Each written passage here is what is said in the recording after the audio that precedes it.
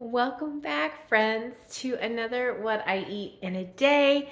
Hi, I'm Meg for anybody new, and I am lactose intolerant, gluten intolerant, and I eat on a low FODMAP diet for digestive reasons. And today, guys, I have a very, very specific craving for breakfast. I want like an egg, cheese, and biscuit sandwich. I want one so bad. So I've already pulled out ingredients. I even got doing buttermilk biscuits because so I already got the milk with the vinegar in it to do the simulated buttermilk. Don't worry, I'll put the recipe that I'm using in the description if you're curious. We'll see how they turn out. I hope they turn out good. But that's plan for at least getting breakfast started. I just need to wait for the buttermilk a little bit longer, and I'm having a good stomach day, so I'm allowing myself to have some coffee. I am not gonna go to the gym today. I have gone to the gym every day this week and my body needs a rest day. So I'll probably just like walk on the treadmill or maybe go take the dogs for a nice extra long walk or something today. It's a busy day. I've got chores and stuff that I need to do. I got work I gotta get done. I've got kitty cats that I need to entertain. Yes. Thank you. I feel loved. I feel loved now. Uh, but first things first, I need to get breakfast going. So I'm going to jump in, get the biscuits made, get them in the oven, and probably just quickly take a shower and get ready for the day while they're cooking. Yeah, so I'm going to get those biscuits all made up now. The recipe suggests using Pillsbury. I have King Arthur, so that's what I'm using. Hopefully it won't alter the recipe too much. But I don't think I've ever seen Pillsbury gluten-free flour in any of the stores. It's usually Bob's Bread Mill or like a generic store brand or this one. So we're using this one because it's what I have. I'm also only doing half of the recipe because I don't think that there's any way that I could eat 12 biscuits before they go stale. So I'm hoping maybe I can get through 6 of them with Mike's help. We'll see how they turn out. My fingers are crossed on this. And the butter that I'm using in this, guys, is the Country Crock plant butter. I love the smell of plant-based butter in the morning. Hi, kitty. What are you doing? You're on my back. There's a cat on my back. Come on, let's get you down. He can't help himself. I've been teaching him to jump on my back when I go like tabletop, and now it's like his new favorite thing to do whenever he sees me bending over. Also, I'm not going to use half of an egg. I'm going to use a half an egg's worth of egg whites, and it'll have a little less fat in it, but I'm trying to lean out, and there's already so much butter in it. I'm not too worried about it. So yeah. Flour is soaked up most of the moisture now. I got my parchment paper. Take it and fold it over itself and do this a couple of times. This is probably like building the layers in the biscuit, I assume, by adding the flour in between. And then to form it into a circle, an inch thick, without rolling it. These are instructions I can at least follow. I don't understand necessarily why specifics, but I will trust the process. I don't have a biscuit cutter, so I'm just using the top of a mason jar ring to cut them out. It's what I have. And half of this recipe should make 6 biscuits, but this is pretty big. I might get 4 biscuits out of it, to be honest. And there we go. There's my biscuits. I'll keep an eye on them to see if they take any longer to cook because they're wider. Shouldn't be too much if it is, but yeah, I'm gonna throw these in the oven and go get ready.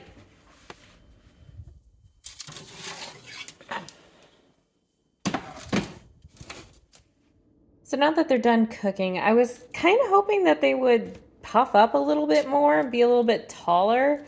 They didn't look like they puffed up really like height-wise at all. So it might be difficult to make a sandwich out of these, but this girl's gonna try. All right, the egg is going, and we all knew bacon. It was gonna have to be a bacon, egg, and cheese biscuit. We just knew it. We knew it had to be. I'm gonna try to see if I can get one of these biscuits popped open long ways. We'll see what happens. Woo! I did it! And each side's thick enough for a sandwich, I think. So yay, we have success. So I got my little plate. I'm having 48 grams of grapes on the side because that's what I bought this week for my fruit. Cotton candy grapes. Yum. You can't have too much of them, but I enjoy them. Bacon, egg, and cheese. And if you're wondering, aren't you lactose intolerant? Why are you using cheese? Sharp cheddar cheese is lactose free. Nice little layer of cheese, and voila. There we go. A bacon, egg, and cheese biscuit. Yum. I'm excited. I can tell you I haven't had one of these since I started having all my digestive problems. So this is an honest to goodness treat that I am very excited for. All right, guys, tasty, yummy time. I'm gonna try a little bit of the biscuit first without everything else, just to see if it's like tender and good, because it feels pretty tender. Is it as good as my normal cream biscuits?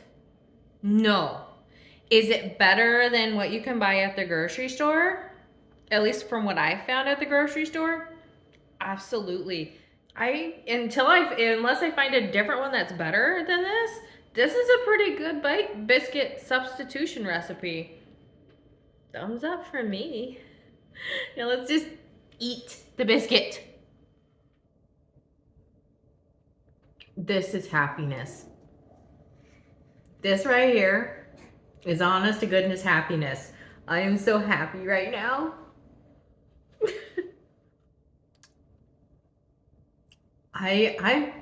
I'm gonna go eat this. Bye. I just wanted to update you guys on some good news. We've got the ornaments on the Christmas tree. They're just regular cheapo plastic ones.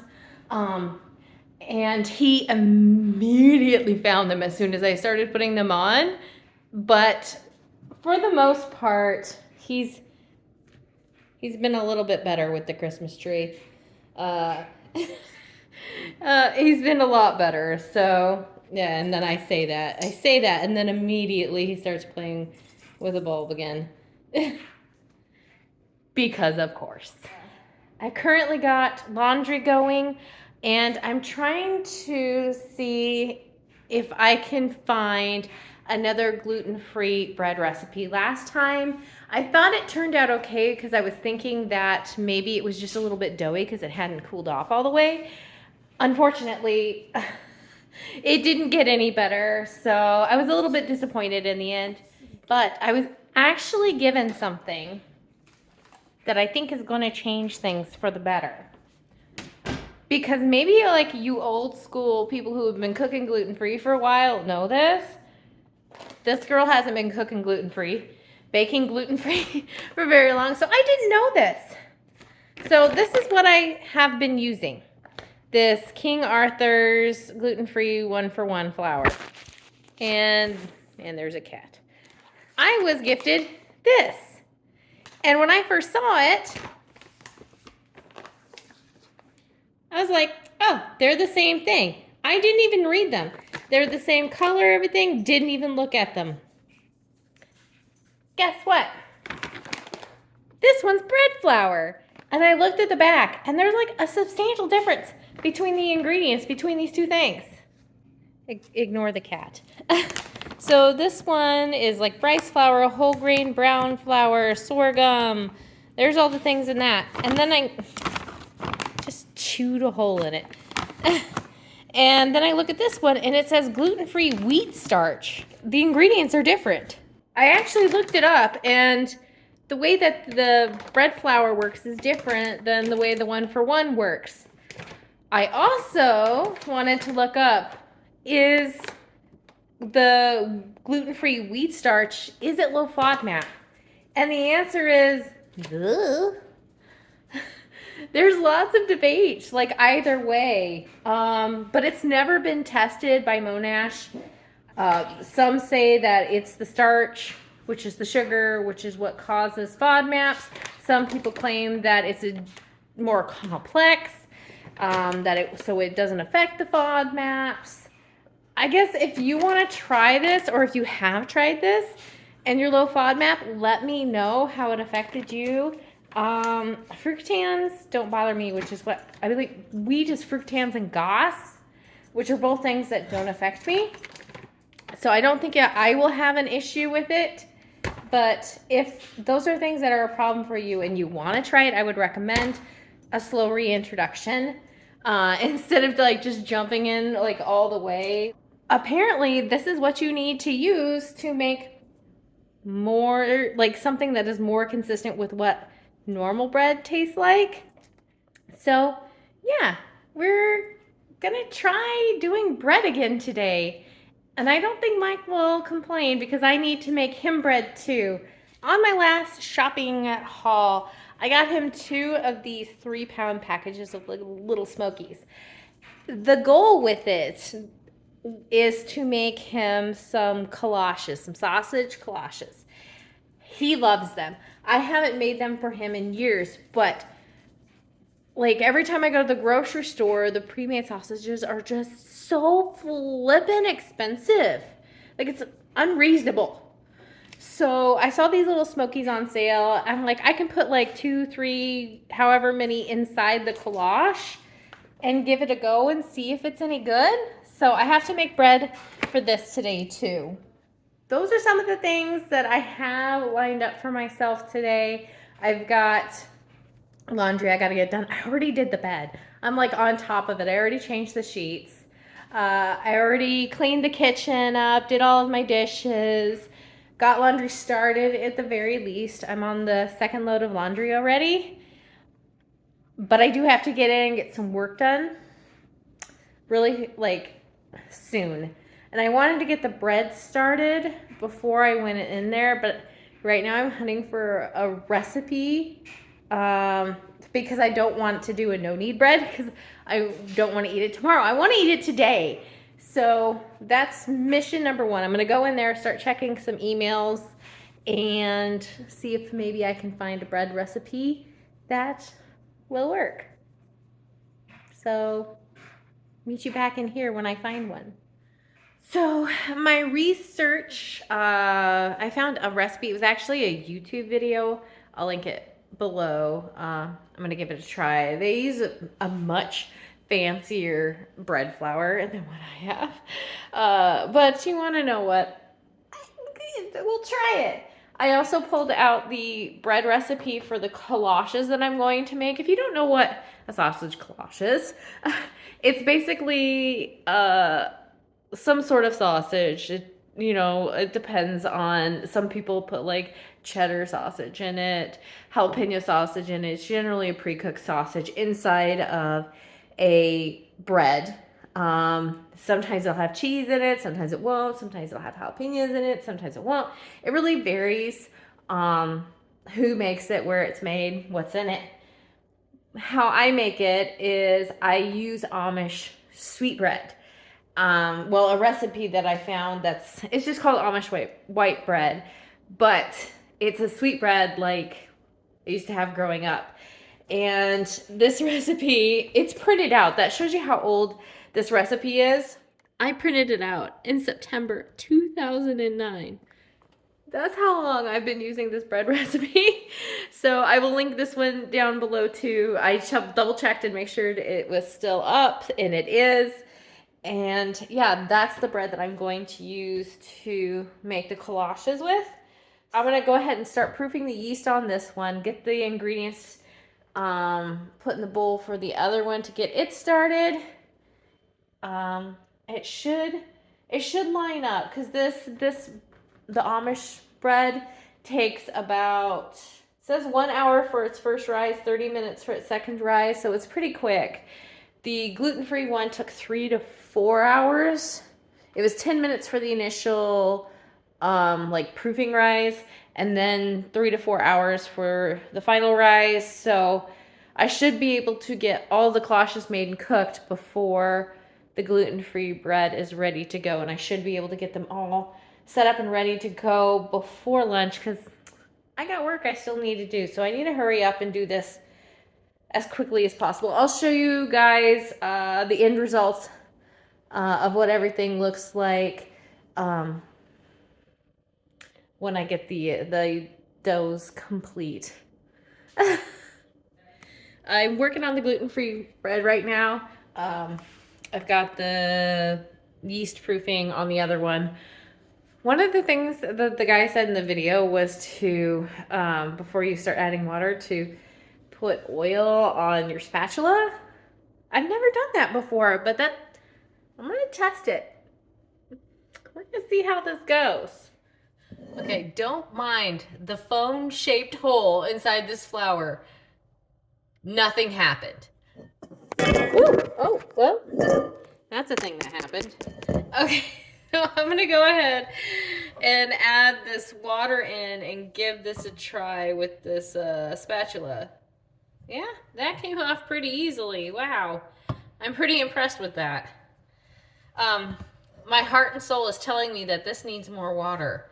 I'm gonna trust the process and see how it goes, because I did that this morning with the biscuits and they turned out great. So it says also to put oil on your hands before you put them in too. I guess I'll show you guys when I'm done. I promised you guys I'd show you when I was done, but then I got curious about the whole oil thing. And I mean, look at this. I have oil on my hands. It's not sticking all over my hands. Look at that. It's amazing. It is covered. I need to let it rest, so we'll set that aside, and I will finish up. I will finish up with the regular, the Amish sweetbread for Mike's Kolaches, which is a pretty basic bread recipe if you've ever made bread before. I can't believe I'm just sitting here with my head resting on the counter. I am such a weirdo. Okay, there's the gluten-free one. I'm going to put a moist towel over the top of that. And then here is the sweetbread for Mike. So both of those need to set and do a rise. This one, it was an hour for the first rise. This one's already done. It's kind of half first rise, whatever, rest, whatever it was. So this one's got 3 to 4 hours. So we'll just cover that up. And that's basically it for that. Only took me maybe 15-20 minutes to get that done. So while that's finishing up, I'm gonna get to work. And when lunchtime comes around, I'll get that finished up for Mike. It's lunchtime now. There's so much flour in my phone. I'm gonna have to take the case off and get a good cleaning. So the dough for Mike's thing it's doubled in size, so we're ready for the next stage. I opened up the package of Little Smokies. I put half of them in this glass container, half of them, we'll see how many I can fit into this amount of dough. And then I shredded up some cheese too. So basically it's kind of like making a pig in a blanket-ish. I'll show you guys. I'll do one really quickly. So this was enough to make 1 loaf of bread. So this will probably easily make a dozen. Probably make at least 9. If not more. We'll see. We'll see how much dough it takes to make 1. So I just chopped up half of the dough into 6 parts here. I realize you guys can't really see it very well. And then I'm just kind of gonna smush this out. So after you squish the dough out, get it, you know, like hot dog bun length. That is the best comparison. A little bit of cheese. Not a lot of cheese, because if you put too much in, it makes like it's easier for it to have like a blowout and then all the cheese comes out, and then that's no fun for anybody. It's not fun to clean up, and it's no fun to eat because yeah, there's no cheese left.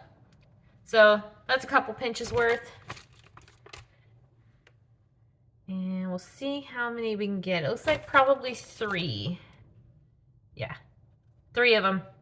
And then normally what I do is I take the ends up like this, like you're folding a burrito, and kind of pinch, and it'll hold the sausage in place. But I kind of have 3 here, so I'm going to have to manipulate this a little bit different. But you want to have it as tight as possible, like you would be wrapping a burrito. You want it tight.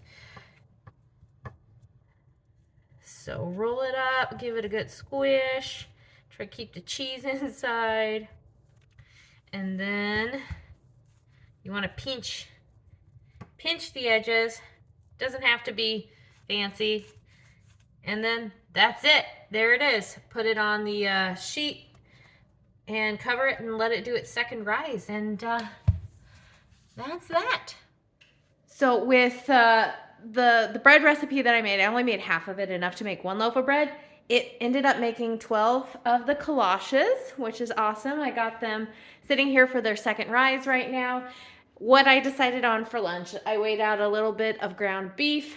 I've got a pan ready to go. Honestly, it's nice and toasty warm. I think I'm going to use these guys that I bought in my last grocery haul. I'm just going to make a couple of really simple, like, quesadilla type things with corn tortillas, because I already have all this cheese shredded up. So I'm just going to cook up the ground beef with probably just a teaspoon of my taco seasoning, my little FODMAP homemade taco seasoning. Just Google that. And that's probably the recipe I use to make it. I'm going to throw it in the pan. I'll pop them in the cast iron to toast up the tortillas and have it with a little bit of salsa verde, and that's going to be my quick lunch. So I'll show you guys what it looks like when I get it all put together. So things changed a little bit. I made too much taco meat to make a quesadilla out of it, and then I remembered I already had cheese today. So it's kind of a open, like a tostada kind of taco thing. Now it's evolved. Put a small amount of cheese on it, and a little bit of this not FODMAP friendly salsa verde taqueria stuff that I love. But yeah, it has at least garlic, if not onion, in it, so it's not low FODMAP. But yeah, I got my 2 little street taco tostada things. I have no idea what to call them, and that is going to be lunch. I need to get back to work and get things done, so I'm gonna go take this into the office and eat this deliciousness and get a little bit more work done. Hopefully I'll be done soon. All right, guys, they're done. They turned out beautifully. I just put them in a 400-degree oven. I don't like 15 or 20 minutes. I waited until they looked done, and usually, like, there's a smell. Like, if you baked bread before, you know the smell when you're like, bread's done. That's why I just waited till I smelled that smell, and I'm like, oh, bread's done. Like 15, 20 minutes, something like that. Maybe a little bit more. Just keep an eye on them. And so those are done for Mike. They would have gotten more golden brown if I would have put like an egg wash on them. Too lazy for that. But I already have it cranked up to 450. Got the Dutch oven in the oven for putting in the gluten-free bread. So I just need to wait for that to warm up, and then I'm going to pop that in. And here in like an hour and a half, not even, it's 30 minutes cooked. I think it said 30 minutes cooked, lid on, 10 minutes lid off, cool for 30 minutes. So just over an hour, we'll say an hour and 15 with it heating up. I'm going to be enjoying some gluten-free bread. Fingers crossed. Fingers crossed that this is like the one. I am so hopeful that this is going to be like the gluten-free bread recipe that like changes my life. I'm so hopeful. So keep your fingers crossed for me. And there it is, my friends, in all of its glory. It is nice and done. It's heavy. It's surprisingly heavy for how big it is, but you can see it has like a nice rise at least on it, and we won't look at the part where I accidentally burned it a little bit. It's fine, but other than that, it looks really nice. I'm really eager to cut into this. We need to let me grab a little bit of butter and then we'll slice into it. And Mike came home and immediately ate one of these and gave his thumbs up of approval. It's got a nice crust on it. It still looks a little bit doughy, to be honest, like the other one did. So I'm hoping that as it cools, it will go away. But the crumb on it looks pretty nice. Though it looks a little dense, it's actually not as bad as the other one was. And the flavor is definitely better with that bread flour than the 1-for-1 rice flour. It's not bad so far. So far, I'm pretty pleased with this one compared to the last one. It's my goal in life now to find the perfect gluten-free bread recipe. And this is one step closer for sure. So I'll try to keep you guys updated on like if the texture changes any as it cools off, if it gets stale really quickly. But man, it's like heavy. Like that's some weighty bread. I'm pretty happy with how it turned out. But you know, I'm gonna keep hunting because this isn't exactly what I was looking for, but it sure is a lot closer. All right, so I put some thought into dinner earlier today. I pulled out some chicken drums to thaw, looked around at the recipes that I have and looked at the stuff that I had, and this is what I came up with. I'm going to be doing yellow rice chicken skillet, except a few, like really only one change, two changes. It calls for chicken thighs. I have drumsticks. And 2, it asks for peas. I don't do peas. So I'm going to put in a few green bell peppers in its place, and it'll be fine. That's really it. The only thing that isn't low FODMAP friendly is it does have some garlic in it. Just omit it. And then there you go. It's low FODMAP. So I'm going to get it cooking, and I'll show you guys when it gets going. There it is, guys. All I have to do is put the lid on, let it cook, like, I think it says 25 or 30 minutes, something like that. Of course, the recipe is going to be down below, guys. And boom, easy, one pot meal for dinner. Everything is going to be right in there. And this is a delicious one. We've had it before. So, yeah, I eagerly await when dinner will be done. Dinner's done, everybody. Mike already has his. He's already over there nomming it. Here is my serving. Oh, it smells super, super good. I highly recommend this recipe. We've had it before. So yeah, I'm gonna go eat some dinner.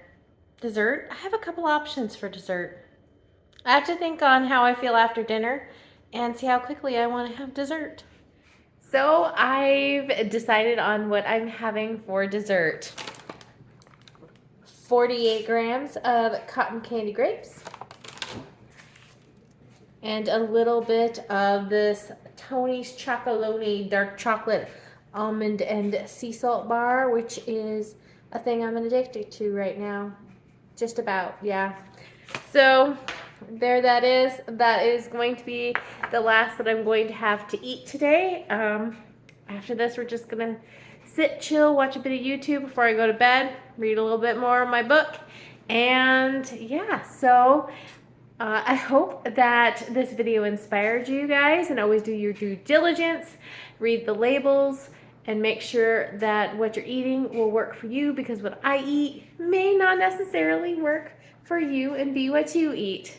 I hope that you all had fun, and I will see you back here on my next What I Eat in a Day, guys. Bye!